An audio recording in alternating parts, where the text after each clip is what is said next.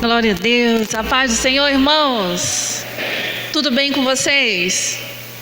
Agora, se não tiver, quem tem certeza disso, dá um glória a Deus. É maravilhoso demais servir ao Senhor. Mas vamos, sem demora para a palavra. Quem trouxe a Bíblia? Você vai abrir o livro de Neemias.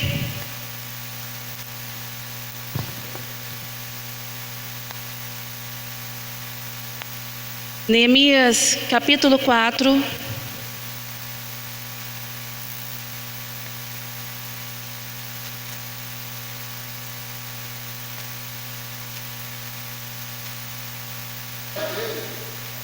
A partir do verso 11.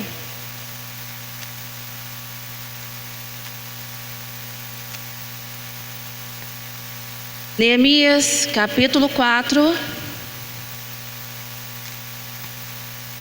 A partir do verso 11. Você que encontrou, diga glória a Deus.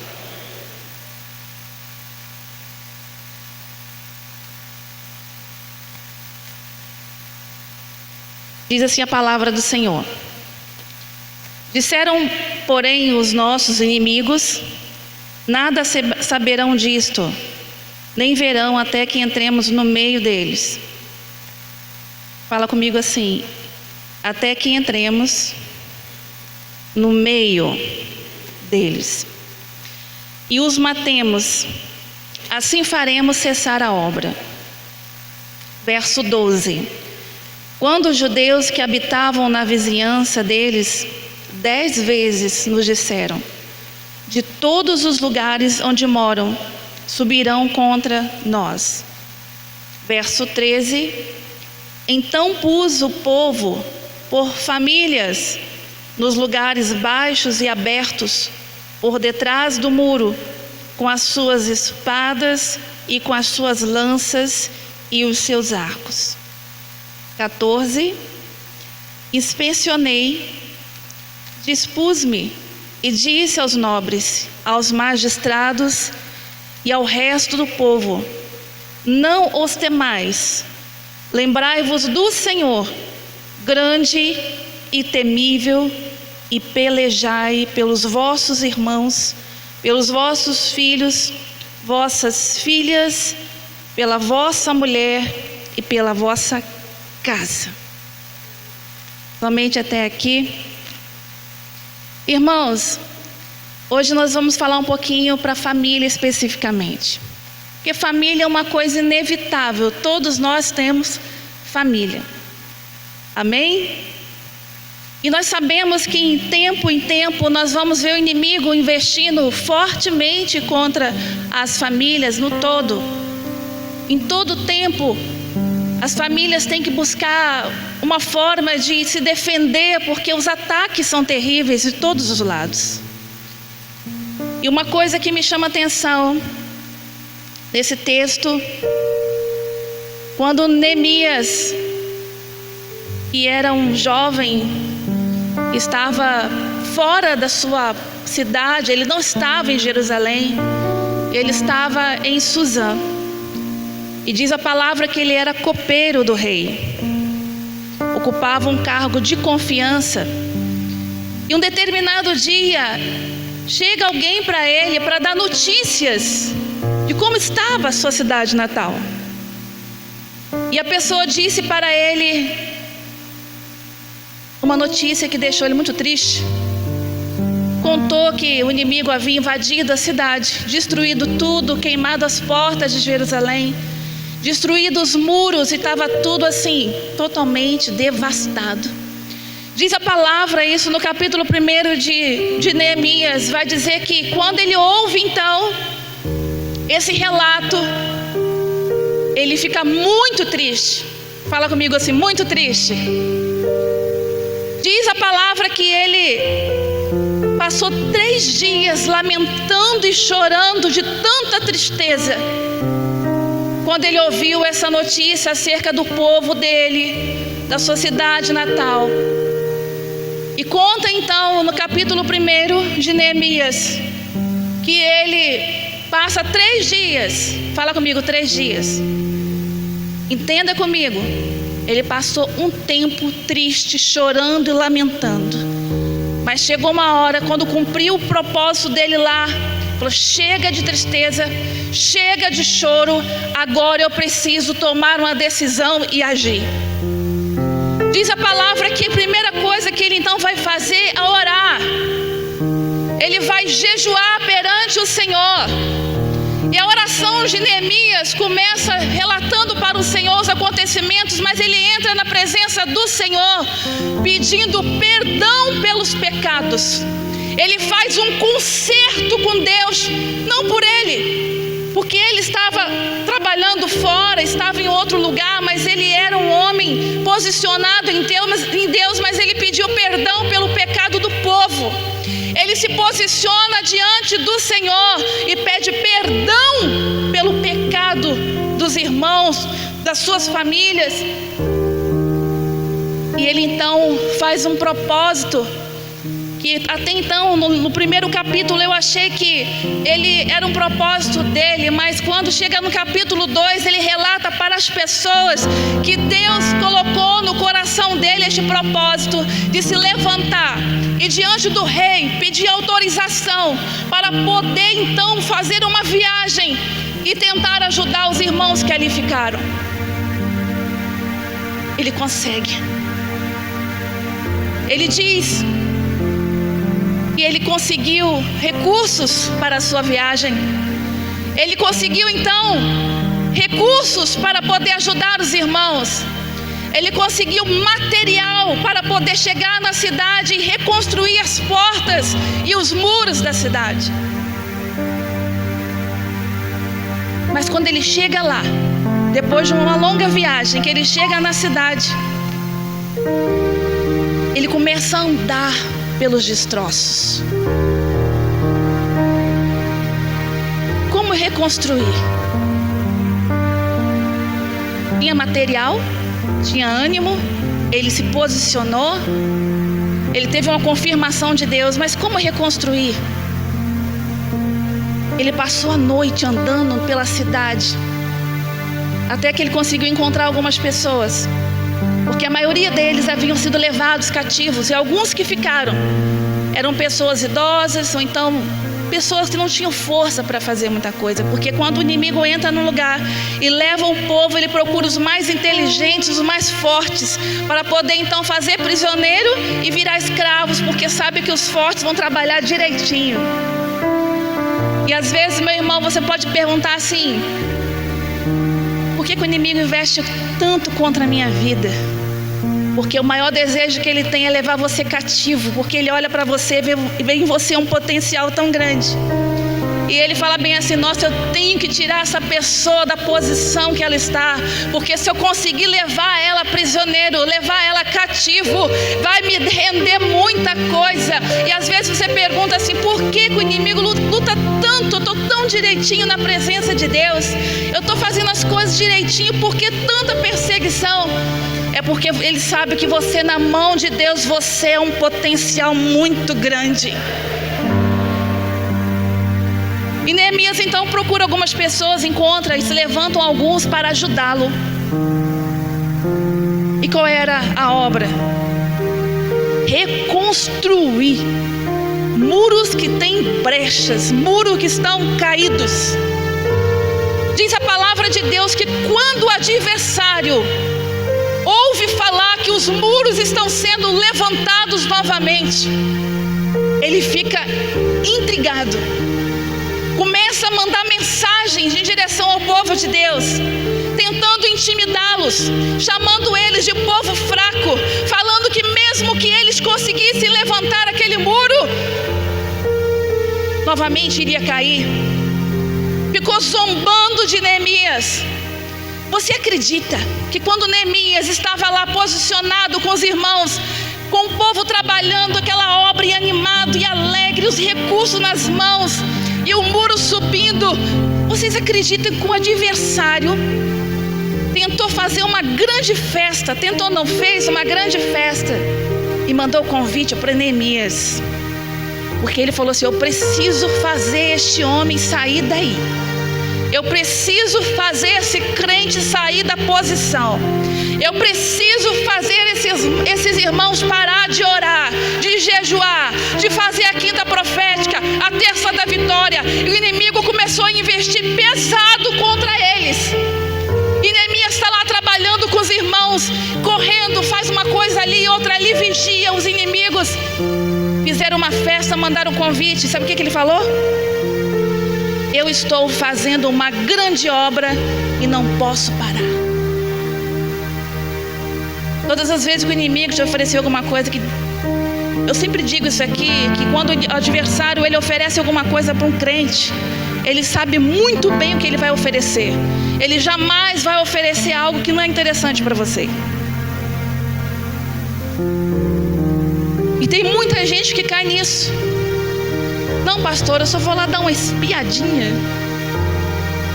Eu só vou parar aqui um pouquinho de vir na quinta profética para eu poder ir numa festa que vão fazer ali na casa de um amigo.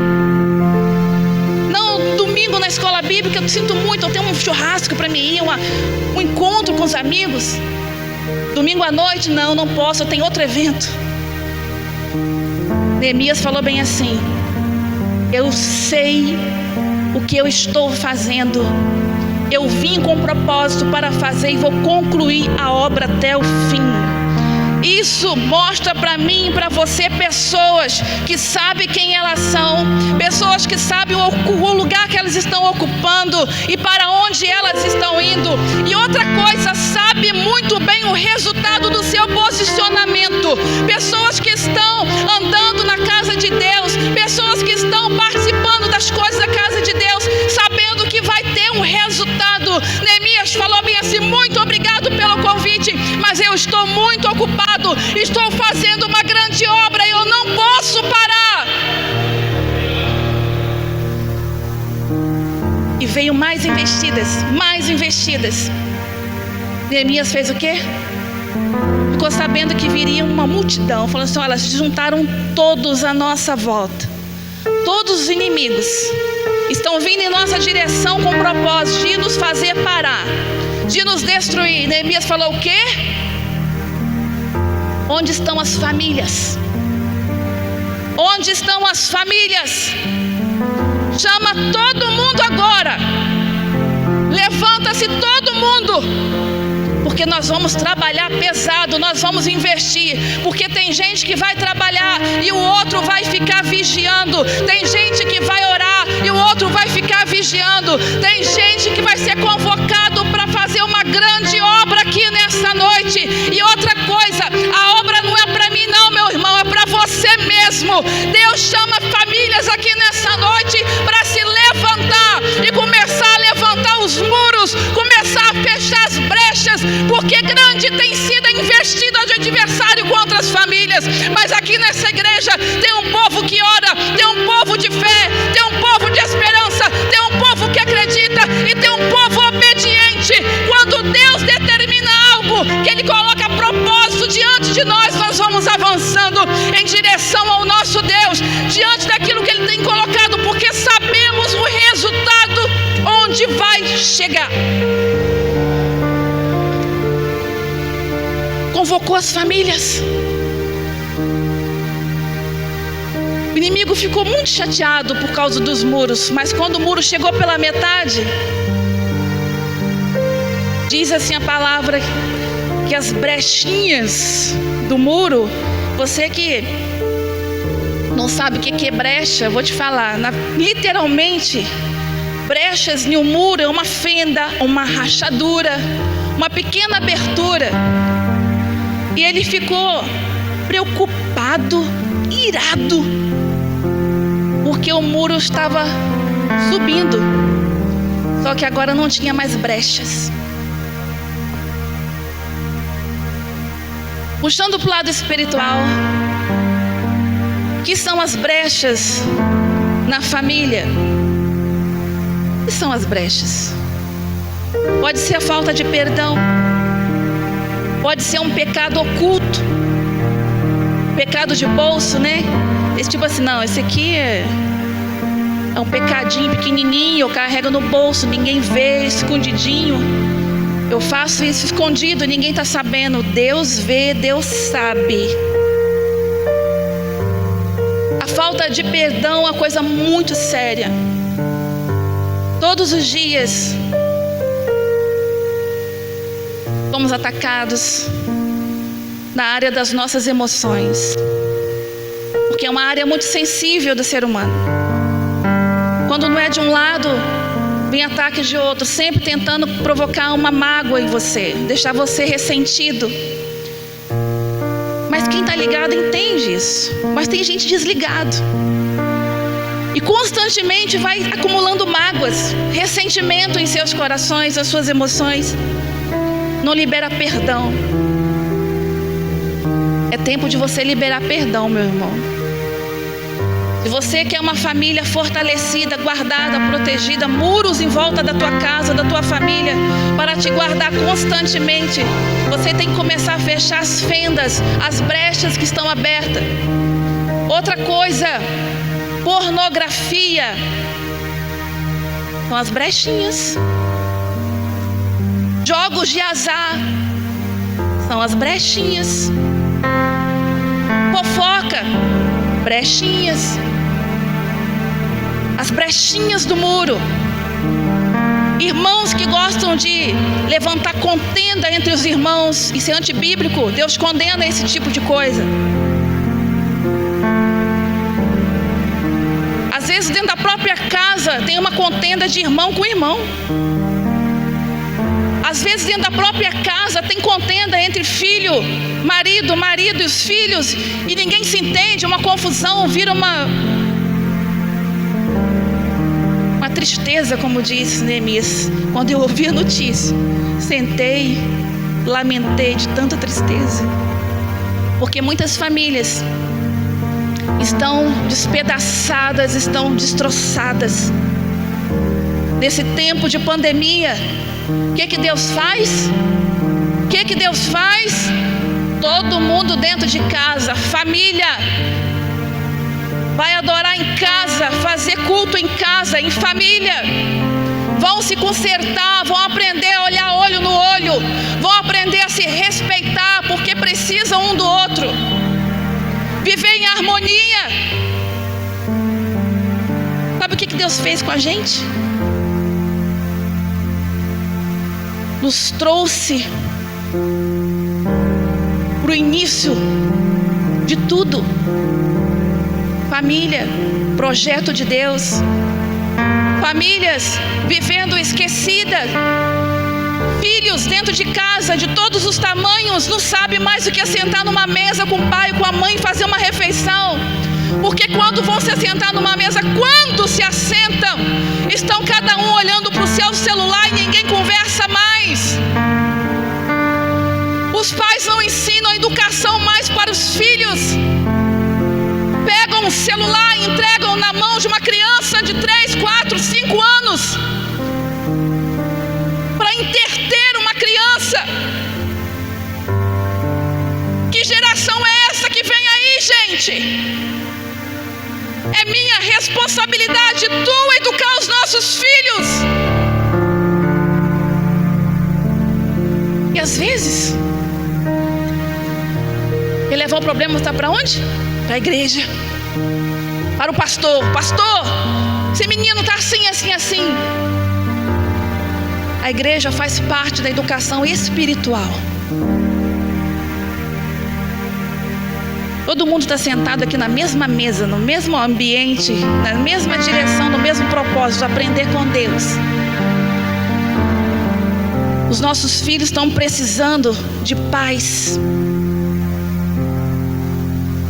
crentes, que dedicam, ensinam seus filhos, porque sabem que quando se assentam com os filhos, qual é o projeto que vai dar lá na frente. Homens de Deus, mulheres de Deus, comprometidos, tementes, que vão amar as coisas do Senhor. Mas não, está todo mundo tão ocupado que as crianças estão ficando, ó. Aí Deus fala o quê? Está muito ocupado, trabalhando muito? Vai ficar todo mundo em casa. Eu quero ver a desculpa que tem agora.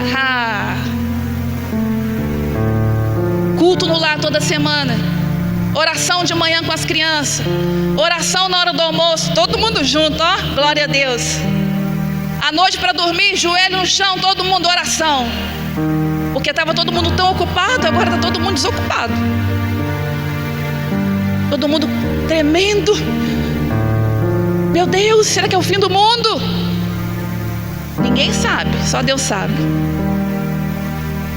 Mas uma coisa eu digo para vocês: Deus está olhando para a nossa casa. Deus está olhando para o pai. Deus está olhando para a mãe. Deus está olhando para nós, igreja. É nesse tempo que Deus parou tudo. Ele usou uma situação ruim, sim, mas parou tudo para ensinar para mim, ensinar para você, primeiro, que nós somos dependentes de Deus. Segundo, que nós temos responsabilidade como família para cuidar um dos outros, respeitar um ao outro, amar um ao outro até o fim. E é hora de você se levantar e pegar pesado. Deve fazer aquela oração: Senhor, abençoa o nosso dia, abençoa, Senhor, em nome de Jesus, amém. Isso não mata nem uma pulga, irmão. Levanta, pelo amor de Deus. Você está cheio de poder, cheio do Espírito Santo dentro de você. Se levanta, levanta essa mão para cima e profetiza a vida, profetiza a vitória. Deixa Deus liberar poder e fogo através de você. Até quando? Até quando você vai ficar tímido? Até quando você não vai assumir o teu lugar e autoridade no nome de Jesus e expulsar os demônios que estão rodeando a tua família? Até quando você vai se contentar em sentar na mesa com demônios e deixar a tua casa, os teus filhos serem destruídos? Deus está chamando a nossa atenção, irmãos. Deus está nos chamando para olhar para aquilo que realmente é importante. Primeiro, para Ele. Segundo, olhar para aquilo que Ele colocou nas nossas mãos para cuidar para Ele, que é a família. Qual é o legado que você está deixando para os seus filhos? Será que quando os seus filhos, que hoje são pequenos, crescerem? Porque os nossos filhos, um dia eu fui pequena, eu estava conversando com o pastor esses dias. Eu falava, eu olhava para minha mãe assim, né? Eu achava assim, nossa, minha mãe é tão grande. Eu achava minha mãe tão linda. Eu ficava admirando a minha mãe, ela deitava perto de mim para me fazer dormir. Eu me lembro disso, de uns 4, 5 anos. E eu ficava olhando para minha mãe. Eu achava ela tão linda. Mas um dia eu cresci. Hoje eu estava falando com o pastor, ele falou assim, parece que a minha mãe encolheu. Quem já teve essa experiência, gente? Eu acho que não foi só eu. Mas qual é a visão que os teus filhos têm de você? Quando eles crescerem, será que eles vão lembrar de você como? Na igreja, em casa, estudando a Bíblia? Vai falar, não, meu pai e minha mãe eram homem e mulher de oração, ungidos de Deus. Ou a lembrança que ele vai ter de você, que todas as vezes que ele olha para você, você está olhando para o celular, está nas redes sociais. E às vezes nossos filhos vão falar assim, mãe, pai, olha isso aqui. E você, não, depois eu olho, depois eu vejo, vai para lá. Aí quando você acordar vai ser tarde. Porque nós normalmente vamos colher aquilo que a gente planta. Cuide agora, para que lá na frente você não venha se arrepender. Se levante agora, como um homem de Deus ungido, como uma mulher de Deus ungida na face da terra. Honra o Senhor, honra o sacrifício que Jesus fez na cruz por nós. Ensina para os teus filhos o que é pecado. Ensina para os teus filhos o que é certo, o que é errado. Ensina para os teus filhos a Trindade, Pai, Filho e Espírito Santo. Ensina para os teus filhos a respeitar os mais velhos. Ensina para os teus filhos a se assentar numa mesa para almoçar, para jantar. Ensina os teus filhos a se comportar em qualquer lugar, meu irmão. porque em breve tudo isso vai passar. O dia e a hora nós não sabemos. Todos nós queremos envelhecer? Não. Todos nós queremos morrer? Não. Mas isso é uma coisa do ser humano. Todo mundo, quando não morre de novo, de velho, não escapa. Estamos todos caminhando para o mesmo lugar. O importante é você entender que você tem uma flecha na tua mão, que é os teus filhos. Então lança essa flecha onde você não vai poder chegar. Coisas que você não conseguiu viver e não vai conseguir viver, porque é para os teus filhos viver. Mas aí o que acontece, pastora, é que, o que eu vou te dizer, sabe o que acontece? Não sabe o que está fazendo com a flecha, muito menos não sabe nem apontar a flecha, não sabe nem aonde ela vai chegar. Irmão, Deus te chamou para ser um reparador de brechas. Coloca diante do Senhor nessa noite quais são as brechas. Pede o Senhor para te mostrar: Senhor, tem brecha no muro, lá em casa, na minha família. Quem sabe você é um esposo bom para todo mundo, mas você é ruim dentro de casa, trata mal a sua esposa. Quem sabe você é uma esposa muito legal para todo mundo, conversa com os amigos, trata todo mundo bem, mas dentro de casa você trata mal o seu esposo.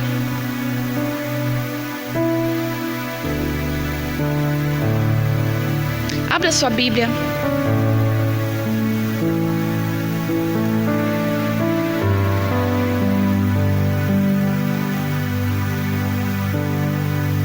Ezequiel 22, verso 30.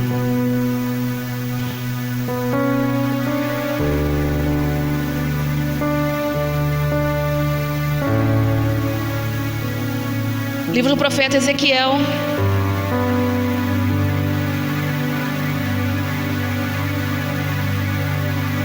Vinte e dois, 30.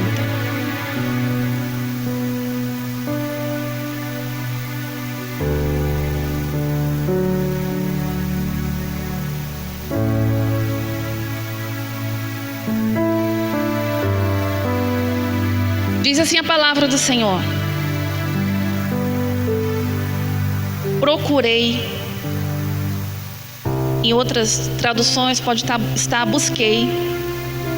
Entre eles, um homem que tapasse o muro e se colocasse na brecha perante mim, a favor desta terra, para que eu não a destruísse.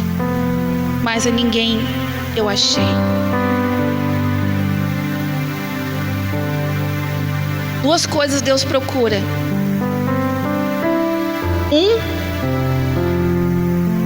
É um reparador de brechas. Outra coisa que Deus procura é o verdadeiro adorador. Os olhos do Senhor estão assim, ó.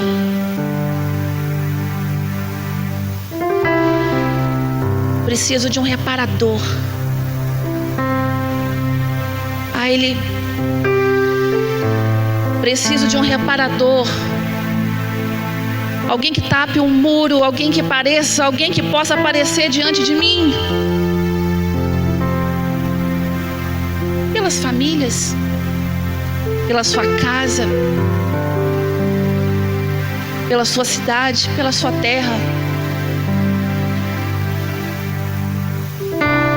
Será que alguém nessa noite vai dizer para o Senhor: o Senhor não precisa procurar mais não, eu estou aqui. Será que aqui nessa igreja tem alguém que vai poder se dar um pulo da cadeira, dar um salto e falar bem: Senhor, eu estou aqui. Deus está procurando aqueles que querem nesse tempo se apresentar diante dele e dizer: Senhor, eis aqui a minha vida. O inimigo tem investido contra a minha casa, contra a minha família, mas eu estou aqui perante o Senhor. Se o motivo é brecha, eu estou aqui, Senhor, me mostra onde estão as brechas. Mas a minha família pertence ao Senhor, aos meus filhos, herança do Senhor. O inimigo não vai levar, o inimigo não vai destruir. Eis aqui um homem, eis aqui uma mulher nessa noite que se levanta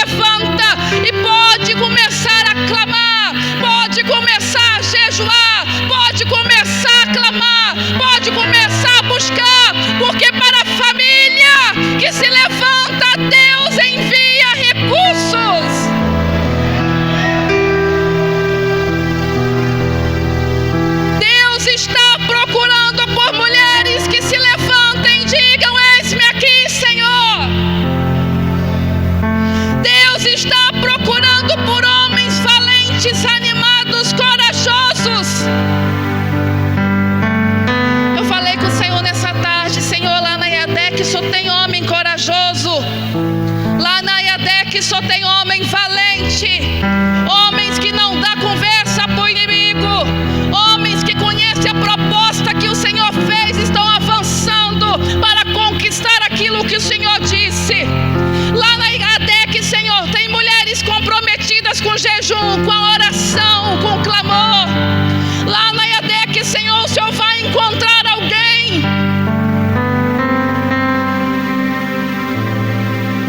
Sabe qual é a nossa maior dificuldade, meus irmãos? É quando aparecem as lutas.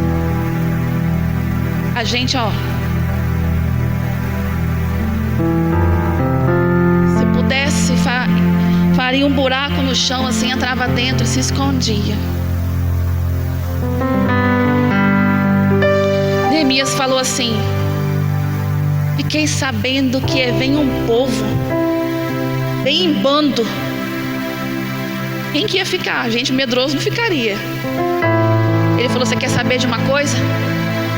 Chama as famílias, cada uma vai lutar pelo seu pedaço. Diz o texto que eles se colocaram literalmente como se estivesse na frente das suas casas. Imagina você lá na frente da sua casa, vigiando de noite. De madrugada está você lá com o joelho no chão, clamando. De manhã cedinho, antes do sol nascer, está você lá com o joelho dobrado, clamando. Meia-noite tem gente lá dobrando o joelho, clamando. Meio-dia tem gente lá na tua casa entregando jejum, entregando propósito. Ah, meu Deus do céu. Irmãos, o inimigo nem chega perto da sua casa, muito menos, sabe por quê? Porque onde tem oração tem poder. Onde tem oração tem comunhão com o Espírito Santo. E se tiver alguma coisa errada lá, ele começa a incomodar mesmo. Fala assim: ó, esse menino está fazendo coisa que não presta. Chama o menino para perto.